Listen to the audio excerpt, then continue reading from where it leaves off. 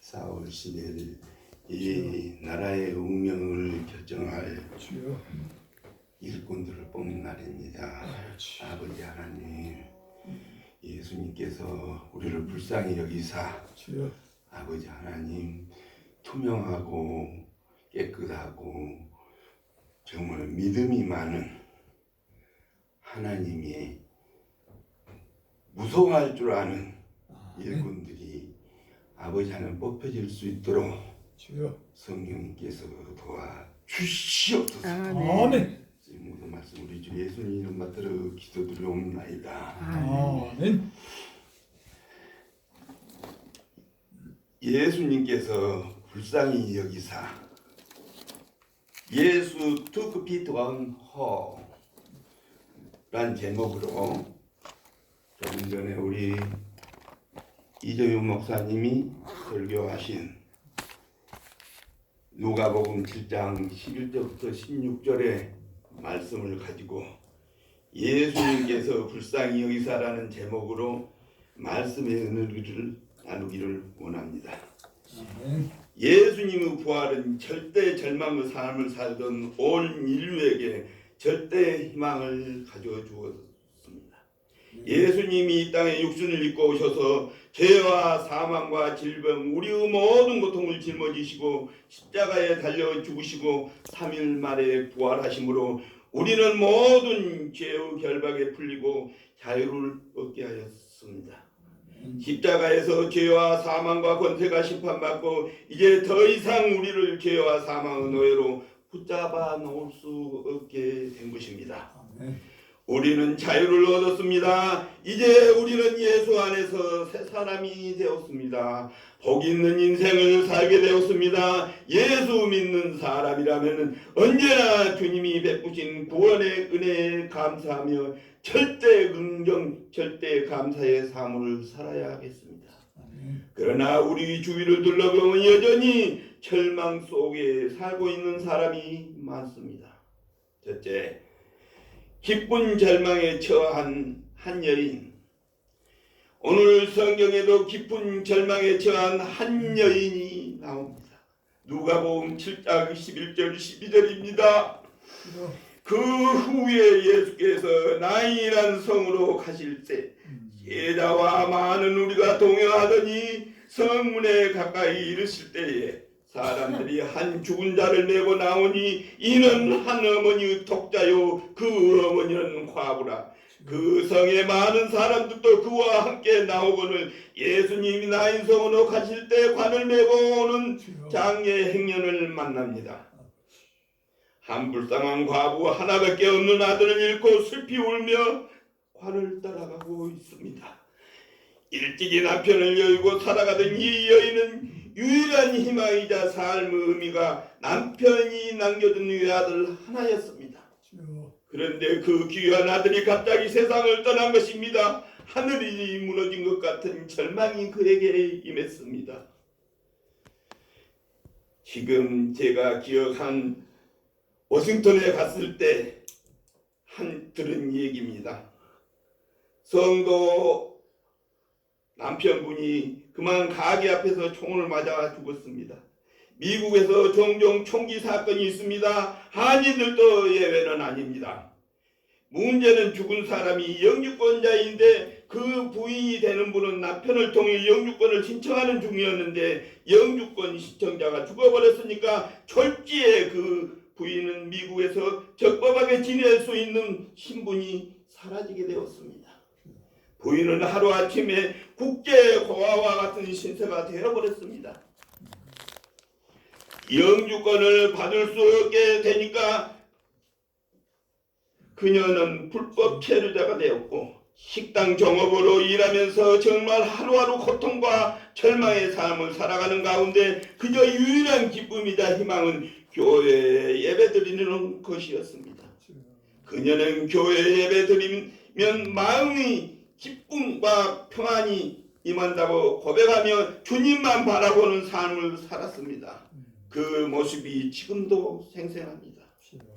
이 세상을 사는 사람이란 누구나 이 같은 절망의 시간을 맞이할 수 있습니다. 흔히 죽음을 두고 피할 수 없는 절망이라고 표현합니다. 누구나 어찌 이 죽음을 맞이합니다. 죽음 앞에서 우리는 무기력할 수밖에 없습니다. 누구나 강건한 몸으로 장수하면서 천년만년 살고 죽었으면 좋겠지만 나이와 상관없이 때가 되면 죽음이 찾아오는 것입니다. 이 사망이라는 것은 죄와 결과로 다가온 형벌입니다. 창세기 3장 19절에 이같이 성경은 말씀합니다. 내가 흙으로 돌아갈 때까지 얼굴에 땀을 흘려야 먹을 것이니 내가 그것을 취함에 입었음이라. 너는 흙이니 흙으로 돌아갈 것이니라 하시니라. 아담과 하와가 죄를 짓고 하나님 앞에서 하나님의 명령을 어겼을 때 육신의 죽음과 질병, 이 땅의 저주와 가난이 형벌로 다가왔습니다. 이 죄와 사망의 권세를 피할 수 있는 사람이 아무도 없습니다. 오직 우리 구주 대신 예수만이 우리를 죄와 사망에서 구원할 수 있습니다. 두 번째, 불쌍히 보시는 예수님. 예수님은 아들의 죽음 앞에서 눈물을 흘리고 있는 과부를 불쌍히 여기셨습니다. 누가복음 7장 13절은 말씀합니다. 주께서 과부를 보시고 불쌍히 여기사 울지 말라 하시고 예수께서 그녀를 불쌍히 보셨습니다. 예수님이 불쌍히 보시면 모든 문제가 해결되는 것입니다. 이 불쌍히 보신다는 원어의 뜻은 자신의 창자가 끊어지는 고통을 느낀다고 하는 뜻을 가지고 있습니다. 예수님은 본인의 창자가 끊어지는 고통으로 과부의 슬픔을 이해하셨습니다. 예수님께서 그 고통을 느끼시면서 죄 가운데 고통당하고 있는 우리의 아픔을 돌보시고 우리를 불쌍히 보시고 우리의 문제를 해결해 주시는 것입니다. 예수께서 불쌍히 보실 때에 기적이 일어나는 것입니다. 예수님께서 불쌍히 보실 때 앞을 못 보던 맹인 바디메오가 눈을 뜨게 되었습니다. 이 맹인은 날 때부터 앞을 보지 못했습니다. 그런데 그가 동냥하며 살아가다가 예수님 병을 고치신다는 이야기를 듣고 언젠가 예수님을 만나면 내 눈을 뜨게 해달라고 해야겠다 하는 꿈과 소망을 가지고 살고 있었는데 사람들이 웅성거리는 소리가 들립니다. 예수님이 오신다. 예수님이 오신다. 그때 마가복음 10장 47절은 말씀하십니다. 나사렛 예수시라는 말을 듣고 소리소리 질러 다윗의 자손 예수여 나를 불쌍히 여기소서 하거늘 간절히 예수께 외쳤습니다. 나를 불쌍히 여기소서. 나를 불쌍히 여기소서. 주변 사람들이 시끄럽다 조용히 해라. 앞도 못 보는 거지가 뭘 소리를 치고 그러냐 라고 꾸짖었지만 그는 더 큰 소리로 예수님께 외쳤습니다. 다윗의 자손 예수여 나를 불쌍히 여겨 주시옵소서. 그때 주님이 그를 부르시고 그를 불쌍히 보시고 그 눈을 뜨게 해 주셨습니다. 마가복음 10장 51절 52절입니다. 예수께서 말씀하시하여 이르시되 내가 무엇을 하여 주기를 원하느냐. 맹인이 이르되 선생님이여 보기를 원하나이다. 예수께서 이르시되 가라 내 믿음이 너를 구원하였느니라 하시니 그가 곧 보게 되어 예수를 길에서 따르니라. 예수님은 모든 사람의 고개를 돌리고 사람 취급도 하지 않았던 한센병 환자를 불쌍히 보시고 다가가셔서 그 병을 고쳐주셨습니다. 그 당시 사람들은 한센병에 걸린 사람들을 향해 저 사람은 하나님에게 형벌을 받아서 저런 병이 걸렸다라며 아예 상종도 하지 않고 피했습니다. 한센병 환자들은 가족과도 함께 생활하지 못하고 쫓겨나야 했습니다. 세상 사람들은 그들을 멀리하고 그들을 쫓아냈지만 예수님은 그를 불쌍히 보셨습니다. 마가복음 1장 40절 41절입니다. 한 나병 환자가 예수께 와서 꿇어 엎드려 간구하여 이르되 원하시면 저를 깨끗하게 하실 수 있나이다. 예수께서 불쌍히 여기사 손을 내밀어 그에게 대심에 이르시되 내가 원하노니 깨끗함을 받으라 하시니 모두가 그를 피하여 도망갔지만 예수께서는 오히려 손을 대시며 그를 고쳐주셨습니다. 하루는 예수님의 말씀을 듣기에 수많은 사람이 몰려왔습니다. 그들의 모습을 보니까 먹자 잃은 양같이 너무나 그들이 불쌍해 보여서 주님이 간절하게 저들에게 말씀을 선포하셨습니다. 마가복음 6장 34절입니다. 예수께서 나와자 큰 무리를 보시고 그 목자 없는 양 같음으로 인하여 불쌍히 여기사 이에게 여러 가지로 가르치시더라. 하루 종일 말씀을 전하셨을 때 저녁에 뉘엿뉘엿 해가 저물어 저들은 배가 고팠습니다.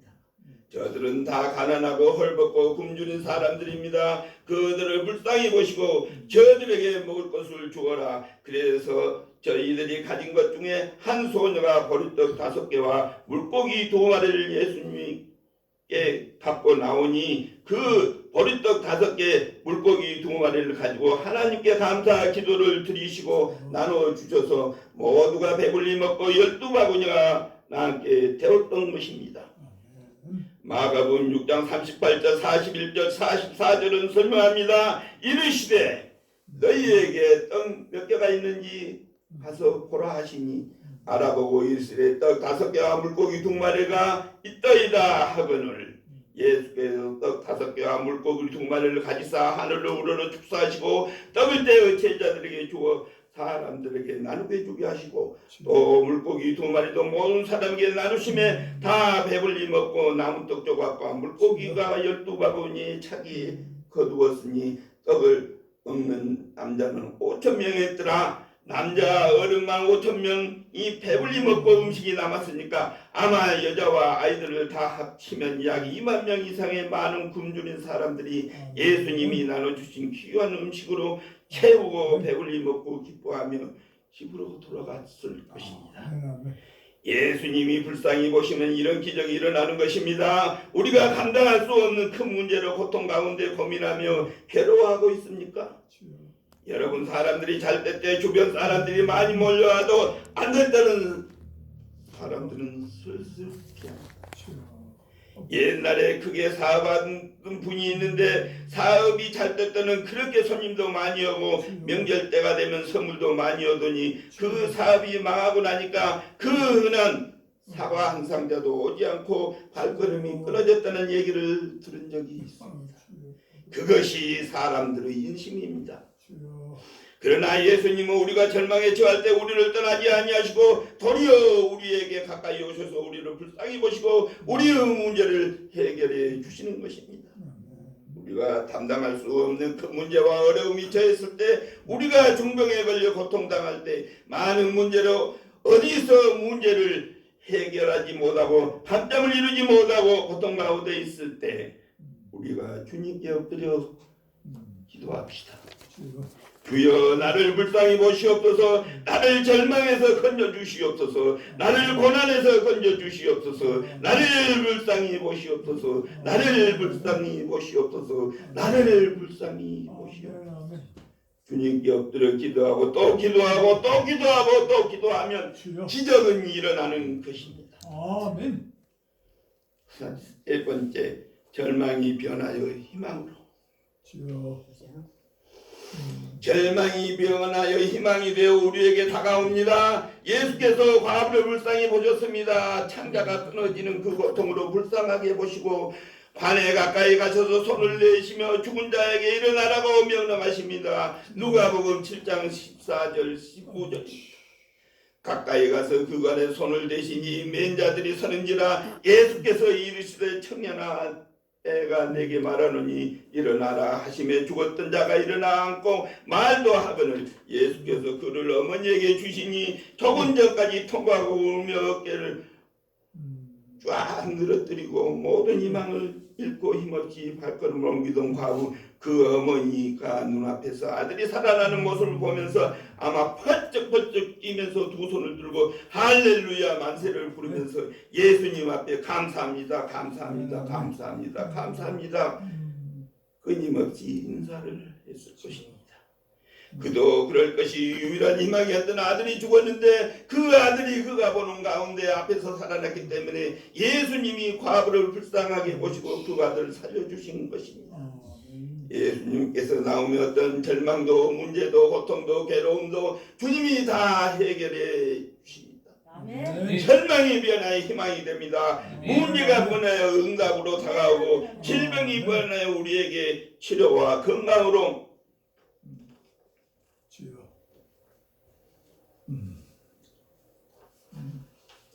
주여. 다가오는 것입니다. 주여.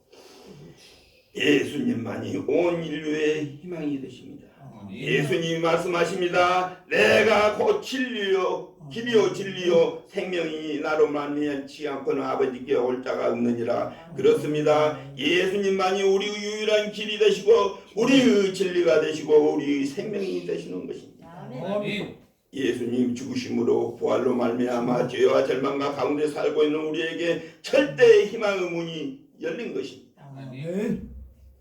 죄와 사망의 권세에서 노연함을 받게 된 것입니다. 모든 감사와 찬양과 영광을 우리 하나님께 올려드려야 합니다. 아멘. 누가복음 7장 16절을 말씀합니다. 모든 사람이 두려워하며 하나님께 영광을 돌려 이르되 큰 선지자 가운데 일어나셨다 하시고 또 하나님께 자기 백성을 돌보셨다 하더라. 우리는 한평생 감사하는 인생을 살아야 합니다. 예수 믿는 사람들의 본분은 감사합니다. 감사가 사라지는 순간 우리의 신앙, 우리에게 주어진 모든 축복도 서서히 우리에게 떠나게 됩니다. 예수 믿는 사람 첫날부터 하늘나라 갈 때까지 절대 의정, 절대 감사의 삶을 살아야 합니다. 그럴 때 하나님의 큰 은혜와 축복이 임하는 것입니다. 아멘. 고난에 처하고 내가 몸이 아파 질병 가운데 있을지라도 감당할 수 없는 큰 문제가 있을지라도 주여. 주님 앞에 감사하며 주여 나를 불쌍히 여기소서 라고 기도하면 기적이 일어나는 것입니다. 아멘. 억울하게 붙잡혀 매를 맞고 감옥에 갔던 바울과 신라가 그곳에도 감사하고 찬양하고 기도할 때 하나님은 옥문을 흔들어 버리시고 문을 열어주시고 손과 발에 매인 모든 것을 다 풀어주셨습니다. 그렇습니다. 감사와 찬양이 이 같은 기적을 가져오는 것입니다. 아멘. 한국 대학생 선교회를 창설한 김중권 목사님이 사랑하는 딸을 천국에 보내고 나서 쓰신 책을 보고 큰 감동을 받은 적이 있습니다. 그 4명의 딸 중에 유독 연약했던 둘째 딸 신이가 1982년 4월 29일 주여. 29살을 일기로 세상을 떠납니다. 그 딸의 죽음에 대해서 딸의 죽음 그 존재의 제로점에서라고 하는 책을 내셨습니다. 둘째 딸 신이가 어린 두 딸을 키우면서 미국 유학 가 있는 남편의 뒷바라지를 했습니다. 하루는 몸이 안 좋아서 병원에 가보니 위암 말기 판정을 받았습니다. 주여. 그가 병원을 찾을 때 너무 늦어서 손 쓸 수가 없을 정도로 그의 암이 온몸에 퍼졌습니다. 그래서 그가 의사와 상담을 했는데 그래도 한번 수술하자고 결론을 내리고 1981년 12월 10일 회복 수술을 받게 되었습니다. 당시 집도를 맡은 의사의 딸이면 위를 열어보니 너무 암이 펴져 수술하지 말고 그냥 덮어버릴까 고민하다가 수술하기로 했다고 합니다. 그의 유아 비장 절제를 다 잘라내고 간장 일부와 췌장 일부까지 잘라내고 소장 일부를 잘라서 이유가 없으니까 대형위를 만들었다고 합니다. 수술을 끝나고 그 의사의 말이 수술은 성공적으로 끝났지만 앞으로 살 날은 5달에서 6달 정도입니다. 다시 살 확률은 없으니까 100분의 1, 1000분의 1, 만분의 1도 없습니다. 왜 수술을 했는지 모르겠어요. 수술해서 온몸을 다 잘라냈으니 그 통통은 어떻게 견딜 것입니까? 그로부터 167일 동안 그녀는 죽음의 고통과 싸우면서 하루하루를 보냈는데 그간 고통 가운데 결국 하나님의 부르심을 받고 천국에 갔습니다.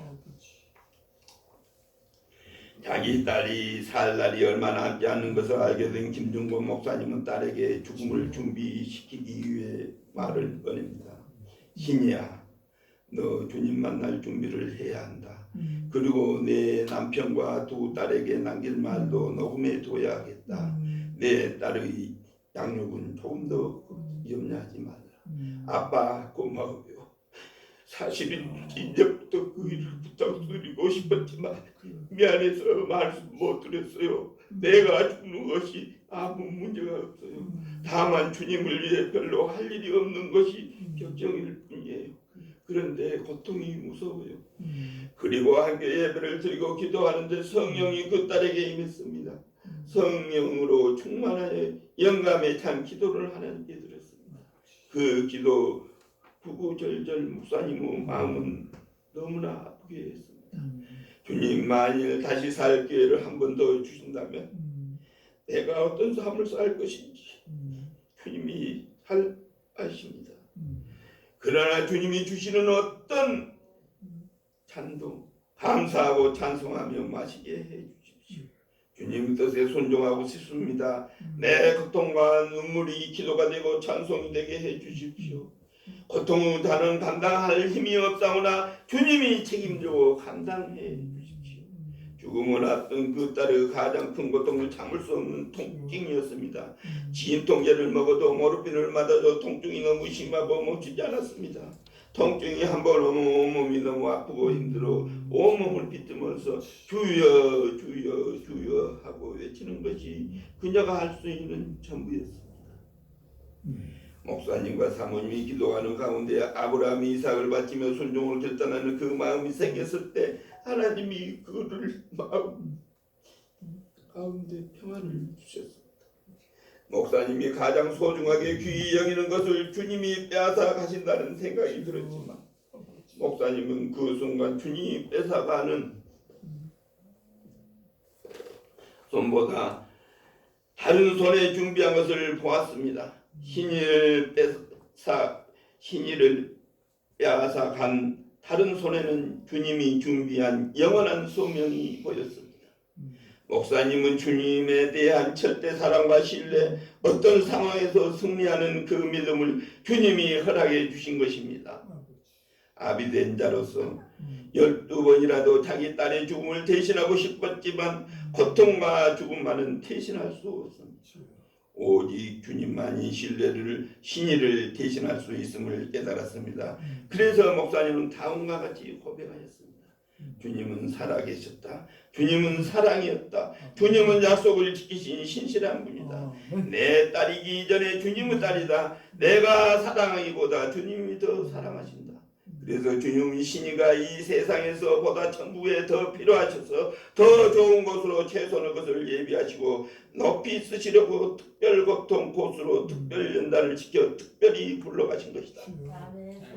죽음을 앞두고 고통의 날을 보내던 신이의 끊임없는 기도는 어떤 경우에도 주님께 영광 돌리고 주님을 찬송하게 하옵소서라며 기도하고 또 기도하면서 고통과 싸웠습니다. 신이가 세상을 떠난 날 아침 8시에 목사님이 병원에 가서 기도해주고 나올 때 사모님과 신이의 잠든 모습을 보고 나오는데 병실을 나가려 하는 순간 신이가 손을 들면서 아빠 부릅니다. 그래서 다시 달려 들어가니까 기도 그래서 간절히 기도해주고 나올 때 또 잠이 들었습니다. 그래서 이제 병원에서 나와서 사무실 막 도착했는데 병원에서 다시 전화가 왔습니다. 간호사가 전화를 했는데 따님이 지금 곧 숨을 거둔 것 같다고 하는 연락이 왔습니다. 급히 병원에 가니 딸의 숨을 거두고 있었습니다.